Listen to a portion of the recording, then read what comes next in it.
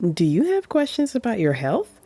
Do you need to find out what's keeping you from feeling your absolute best? If so, your intuition has guided you to the right place. I am Dr. Charlize, and welcome to the Art of Healing podcast community. In this podcast, we explore all topics in health and wellness, from Reiki to functional medicine, energy medicine, chakras, and meditation. Join me every week for fresh new episodes that highlight healers, various healing modalities, and use this as your opportunity to find what healing works best for you. If you want to learn more about me, simply Google at Dr. Charlize. Enjoy.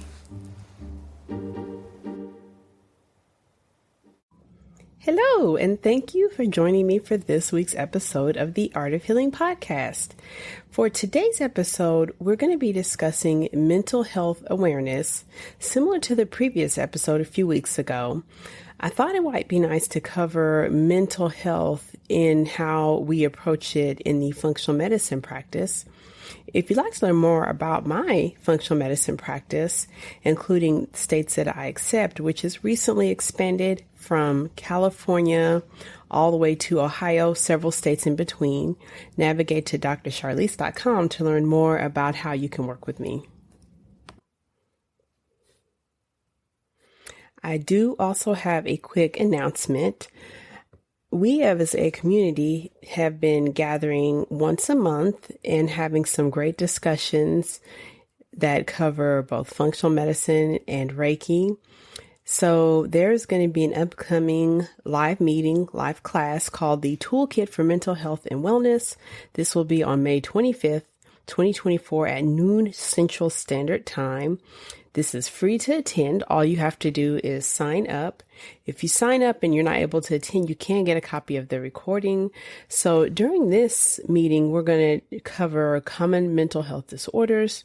We'll go a little bit more in depth with how we can approach those from a functional medicine and an energy medicine perspective. So please join me, especially if you're wanting to have your questions answered live and individually. For today's episode, I thought it might be nice to review what the functional medicine approach is, and then we're going to apply that approach to how we would approach your care if you are dealing with things such as major depression, in which you're treating with medications and you're interested in a strategy to wean off your medications. Another common issue patients will come to me with is suffering from anxiety and wanting to have a holistic approach to heal anxiety that doesn't rely on medications, particularly benzodiazepines, which can become habit forming. So functional medicine is a care delivery model that focuses on healing the root cause of illness. To do this, you have to look at the past, the present, and the future. And what you're trying to determine is whatever the dis-ease or disorder, what potentially was the cause. And then in order to heal the root cause, what you need to do is to try to determine what your body's optimal biology is. So where your body wants to be right now. Then the steps to get your body back to that place.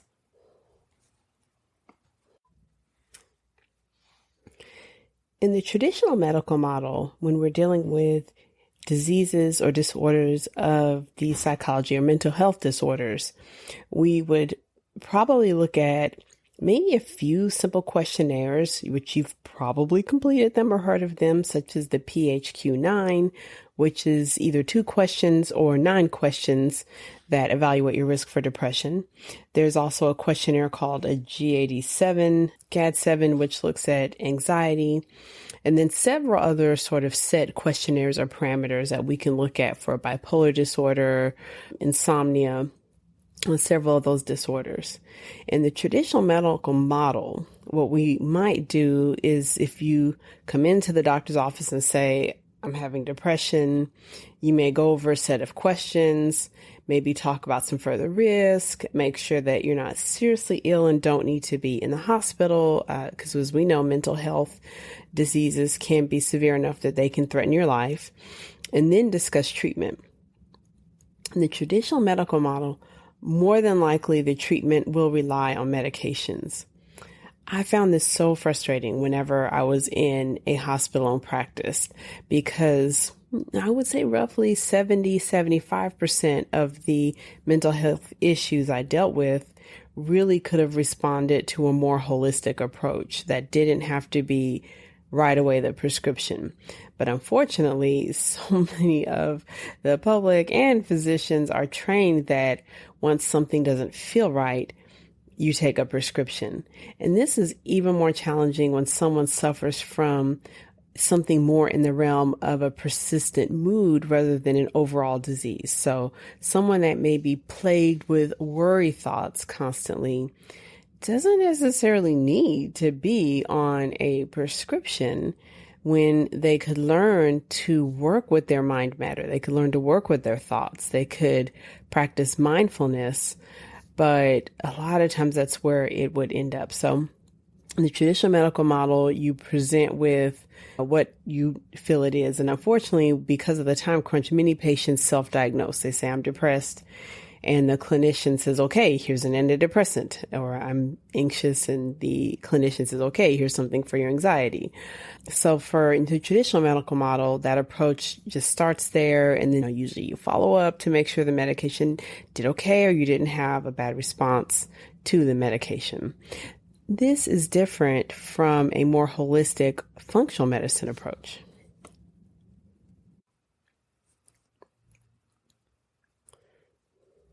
So a more holistic approach would start with gathering as much detail as we can reasonably to determine what it is you're truly experiencing.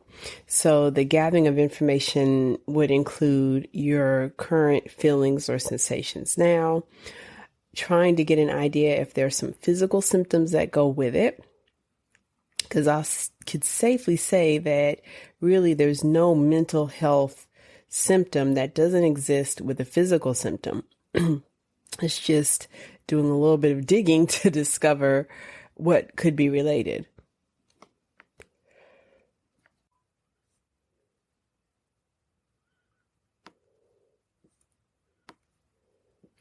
Learning what we can about your past is important. So learning about your past medical history, and if we have the information available, learning about your family medical history, because that can tell us what you may be predisposed to. If you have a family history of schizophrenia or family history of bipolar disorder, it doesn't necessarily mean that you will develop those, but it could tell us something about what you could be going through now. And then gathering information about anything we know that could have made the feeling or the symptom worse. So it could be something like, I started a medication and I felt better. It could also be something like, I started a new position at work and I felt worse. All the way to, I had a surgery and I noticed my depression was worse during the recovery from the surgery. So clearly, it's really no limit as to the factors of what could be making this better or worse, driving it, but gathering that information, and it takes time.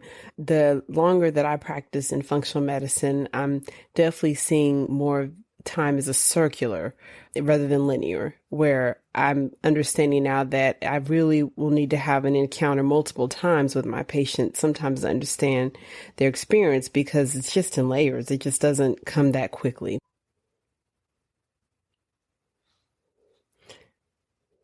Once we gather information in terms of what could be causing, creating, or making the symptom or experience worse, which are sometimes referred to as antecedents, triggers, or mediators, then we want to start to look at your body's systems or your body's biology.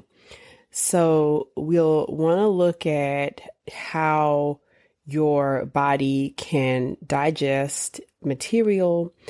Are you absorbing nutrients? is the microbiome or your gut optimized? So actually making a link between your digestive patterns and is it optimized, and is that somehow related to your gut health?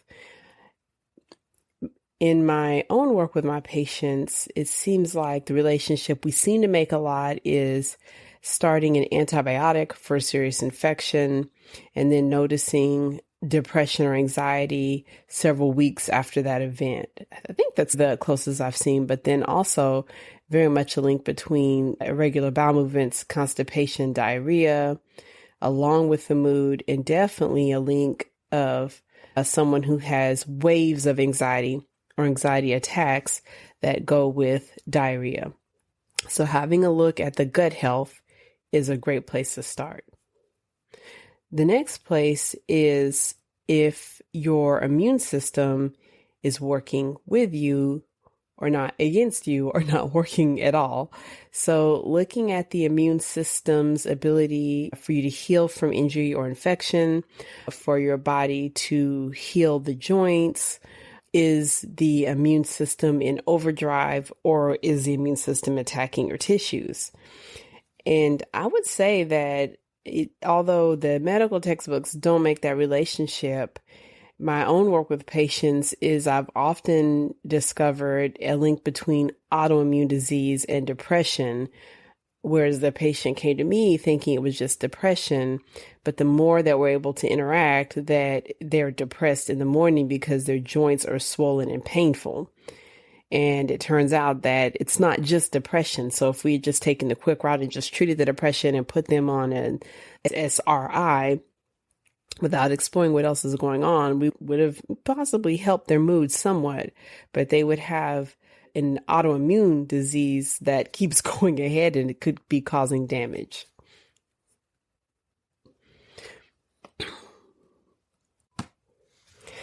Many individuals who are dealing with what they suspect is depression complain of severe fatigue.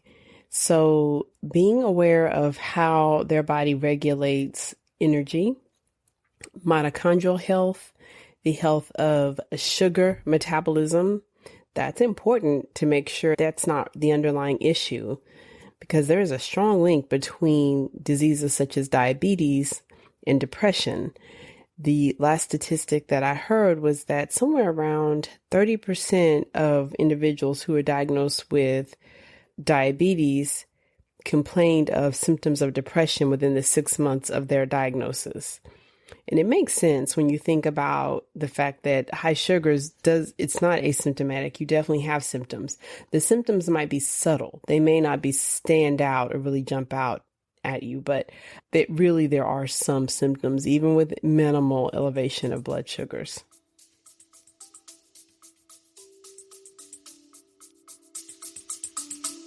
We'll be back after a quick break. Hey everyone, thank you so much for joining me during this podcast episode. I just want to let you know, as a special gift to all my listeners, I am offering a promotion for a limited time. You can save 20% on all of my courses, on my online dispensary, and even 20% working with me individually in a 1-hour consult for functional medicine or with a Reiki healing session. You will use the code Alchemy Healing when you make your purchase. Check your show notes to learn more. This special goes until June 3rd, so sign up today.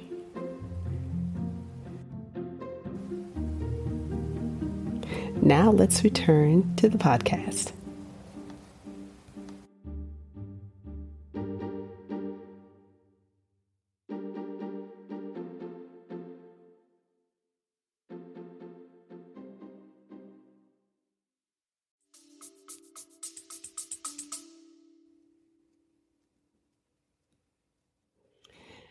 As a reminder, and I mentioned it at the beginning of the podcast, but just want to plug that there will be a free event for us to connect on May 25th, 2024 at noon Central Standard Time.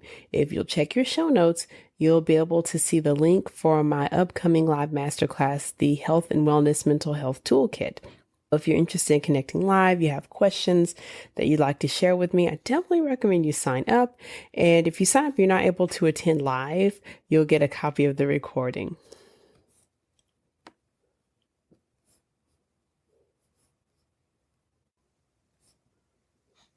Other pieces of information we'll want to know are, how is your heart health? Even how is your lymphatic system?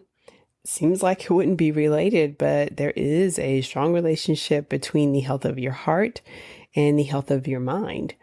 You can look at institutions such as the Heart Math Institute that have rolled out just so much research concerning heart health, coherence, what happens individually as far as mental health.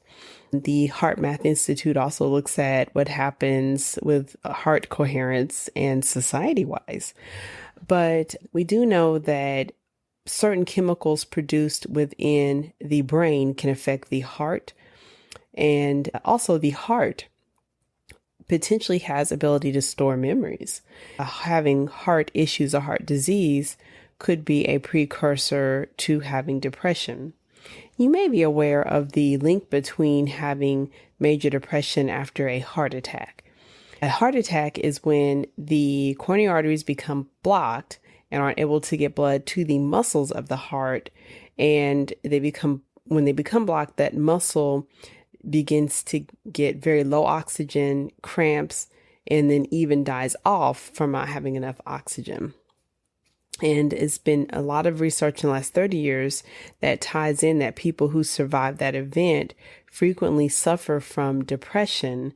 And why that is still a little bit of a mystery, but it turns out that the heart has its own neurological system.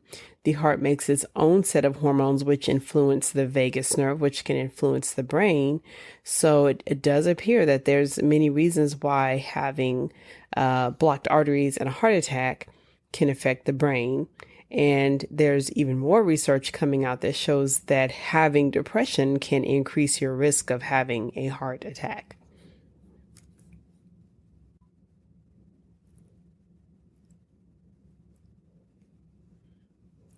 The other information that we'd want to know that could be causing mood issues or affecting your mental health is if your hormone balance is optimized for what you and your body want. I say it that way because the state of our hormones and how our organs talk to each other, it changes depending on where you are in your life. So for instance, if you're in puberty, it's an intense process in which there has to be a lot of talk between the brain and the adrenal glands and the organs that determine your gender. There has to be a lot of talk between your bones and your thyroid gland, your parathyroid gland, and your brain. During puberty, that should be a fairly intense process of lots of surges and things. Whereas during the process of menopause, that there are hormone surges that aren't necessarily for reproduction, but as the female body begins to wind down what used to be the phases and cycles of ovulation, she definitely will feel changes. And we know that menopause, or in men, andropause, which isn't necessarily a cessation of hormone production, but the dialing down of making as much testosterone, can make us feel differently. And one of the great places to start in terms of a holistic approach is determining where those hormones might be, because you can find points and places of things that you can optimize that really don't even require a prescription. Things such as if you're not producing enough melatonin, consuming foods that are high in melatonin throughout your day to support resting and sleeping at night. If your thyroid is starting to become inflamed, and that's what you sense, if that ends up being what's causing you to feel depressed and tired, changing your diet so that you're not consuming as much gluten, or maybe skipping gluten for a little bit to see if your thyroid recovers. So finding out where your hormone balance is, and is it optimized for you and where you want to be in life. So, as we are gathering that information, which it takes some time and it takes time in space to get those pieces of information lined up as far as what's happening in your biology, if we're trying to help your mental health and support your mental health, or which I mentioned in the beginning, if maybe you're having certain symptoms, but it's not necessarily the diagnosis. So maybe there's times where your mood feels low and you're tired, but you don't necessarily have depression. The main places that we know we can interact, that there's some interventions that can happen beyond just prescription medications, are your sleep. And if you relax, if you get healthy movement into your day, your nutrition, of course, stress, and your relationships.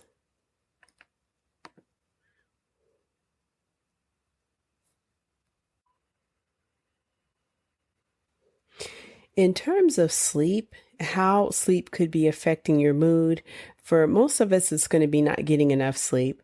It's just a hazard of modern life. We have so many reasons to be overstimulated. We have screens in front of us, screens in our bedroom. We have work responsibilities, homework, graduate studies, a long list. But one of the first things we can all do is make sure that we leave enough room in our schedule for sleep. So making sure that you've got a good bedtime routine. It could seem overwhelming, but just even looking at simple things. I know for myself, one of the simple things I've recently started looking at is when I need to do my nighttime chores, don't wait until it's time to go to bed. It's so simple, but it finally occurred to me that I was waiting to do my dishes until, pretty late at night when I really wanted to be going to bed. So maybe changing that up so that I make sure just to get the dishes done earlier. So same for you. It could be things like you might feel like you're rushing and there's so much to do in the evening. One of the things I ask my patients is you're looking at your evening routine and you're looking at what needs to be done. How many of those tasks really have to be done at bedtime? If you don't do that task, will it put someone at harm or put someone's life at risk? And depending on how you answer that, then you can realign your priorities. So we can acknowledge that you may have a lot on your plate, but it doesn't all have to be done right now tonight.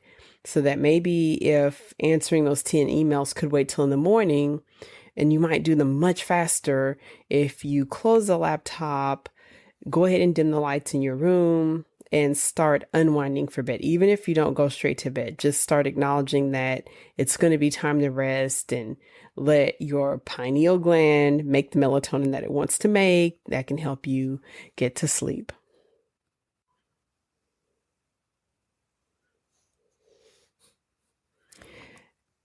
Moving your body in a way that feels good, or healthy movement. I try to practice that term with myself as much as possible, and not so much say exercise, because sometimes that healthy movement could look like many things. So there's going to be times where moving your body in terms of maybe you're making too many stress hormones, and we want to maybe burn some of those off. So healthy movement could be a brisk walk for you. Maybe in your workup, we've determined that your metabolism's not great and you're leaning towards having elevated blood sugars. Healthy movement for you may look like using the muscles and doing some resistance work. So maybe you do it formally in terms of you pick up a dumbbell and actually do some crunches, or maybe you do some resistance work in terms of as you're putting your groceries away, maybe adding a few additional lifts, or maybe it could even be resistance work as far as doing some sorting of your garage that you hadn't done in a while. I like to see it that way because you can incorporate it into your day without it necessarily being stressful. Unless you really do enjoy exercising, then we can talk about it that way. But for a lot of people, that terms doesn't bring about warm fuzzies, or they don't feel so good. So I like to say healthy movement. Likewise, maybe you're noticing that mid-afternoon or evening, you get muscles that twitch. You're twitching in the muscles of your eyes, so your eyelid twitches, or you have twitches in your thigh muscles. And as we're working together, we discover that you are making excessive amounts of stress hormones. Healthy movement for you might be something where you can engage your vagus nerve, where you can take deep, long inhales and exhales, and maybe even doing that while you're getting a chance to stretch the muscles and let those relax. So that's maybe something more like a yoga practice for a period of time, because it seems that maybe you're tending towards having anxiety. So that healthy movement may be better. Or maybe your body's recently been through a lot of trauma, you've been through a surgery, or you're recovering from cancer. And we know that your immune system is fired up and the healing systems in your body are engaged and activated, and they're going full throttle to heal whatever's just happened. Healthy movement for you may be practicing breath work, doing pranayama, which is a part of yoga, or doing something called yoga nidra, in which you can focus on the breath, or even doing guided meditations where you visualize your body healing and recovering. That might be healthy movement for you and may go a long way, so that we're not trying to push your body's systems that are trying to heal an incision or heal a wound, or you've got a surgical cavity that's still with fluid in it. But we can gently engage the breath and help your body heal itself without adding more stress. So healthy movement can look a lot of ways, just like I was saying, like hormone balance, depending on where you are right now.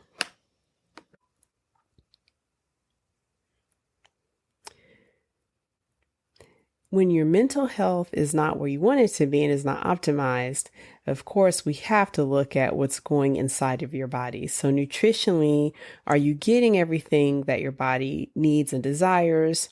Are you getting too much of what your body doesn't want or can't use? Are there nutrients that you are getting, but for some reason you're not absorbing them? So knowing where you are as far as your nutrition, the members in my practice have a few ways that they can track what they're eating along, and I can track along with them. And then, of course, does there need to be healthy replacements? Does there need to be things that are eliminated? Are there things that need to go above and beyond? I have a few patients that have, we're saying mental health is just a catch-all term, but I have a few patients who were trying to work on some pretty big things with their health. And I'm considering how we might need to supplement above and beyond things like fatty acids and omega-3s. Are they getting enough protein so that their muscles feel good and don't drain their digestive system? Are they getting enough what's called phytonutrients, colorful food, colors in their diet from plant-based foods? Well, of course, there's a number of ways and a number of resources to make sure your diet's optimized, but the quickest, fastest, dirtiest advice is that I tell my patients, if it tastes really good and you want a second helping of it, it's probably not good for you.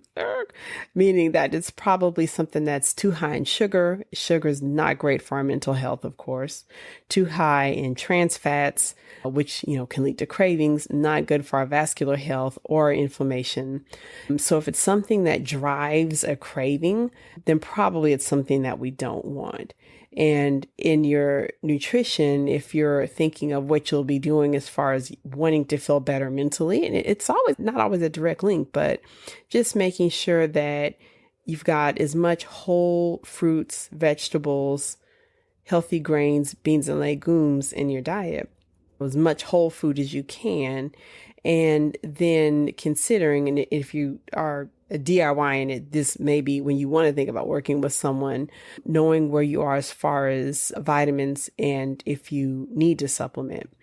If you are interested in what I recommend, I have listed an online dispensary, which I list my highly recommended supplements for pretty much everyone at drcharlize.com. So you can have a look there at my dispensary.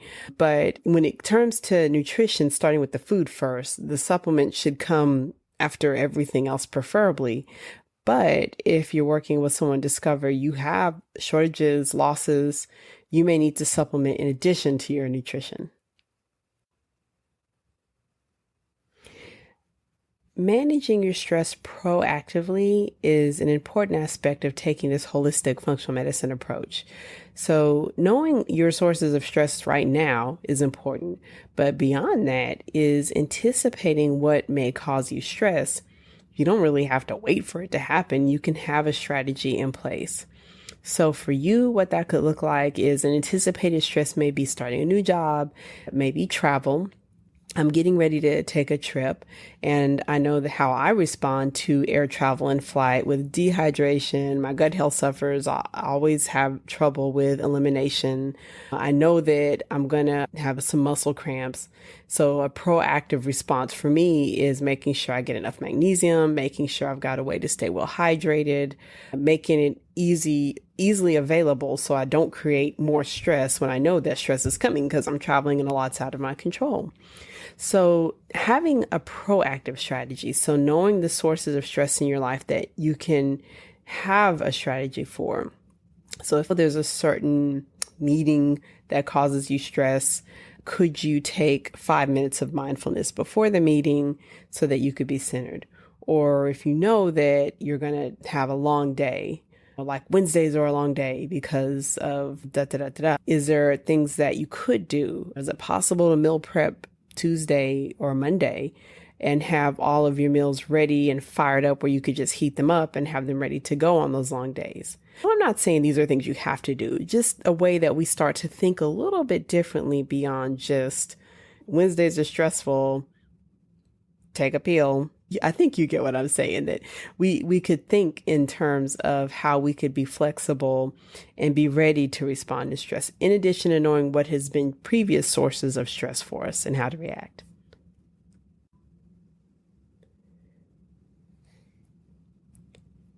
Awareness of our relationships also is an important aspect of our care.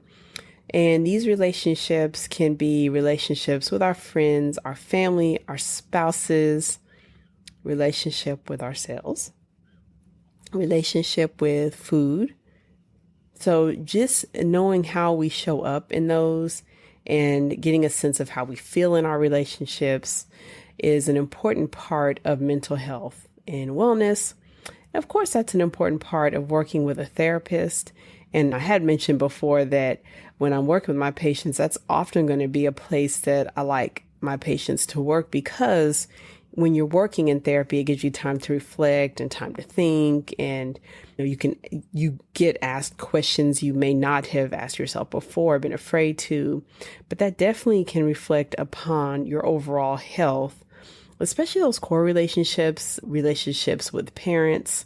For some of my patients, the parental relationship has become a pivotal point in their own health. And it's not so much that we look for someone to blame. We just step back and we start to look at what your parents may have gone through, how they may have modeled certain behaviors, and how that's turned out in your life.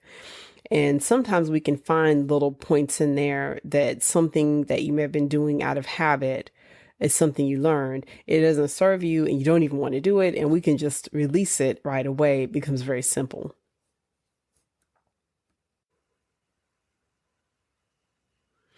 So that gives us an overview of how we can take a functional and holistic approach to our mental health. Don't forget that if you want to sign up for the live masterclass on May 25th, check your show notes.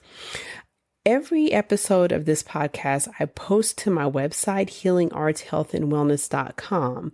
So if you would prefer to read a summary of it, or you wanted to have notes, I will put a link there that you can navigate to have a summary of this that you can read.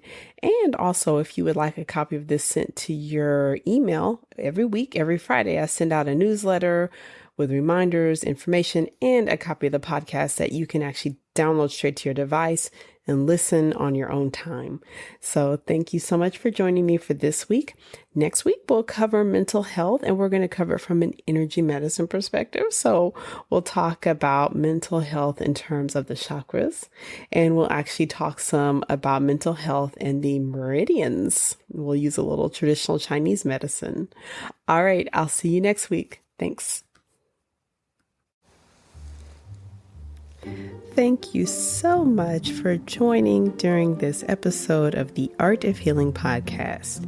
If you found this episode helpful, please leave a review.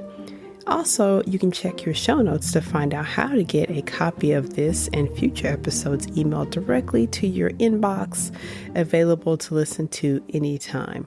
Finally, if you have questions or wish to connect to me, check your show notes to find out how we can get connected and find out how I can be of service to you.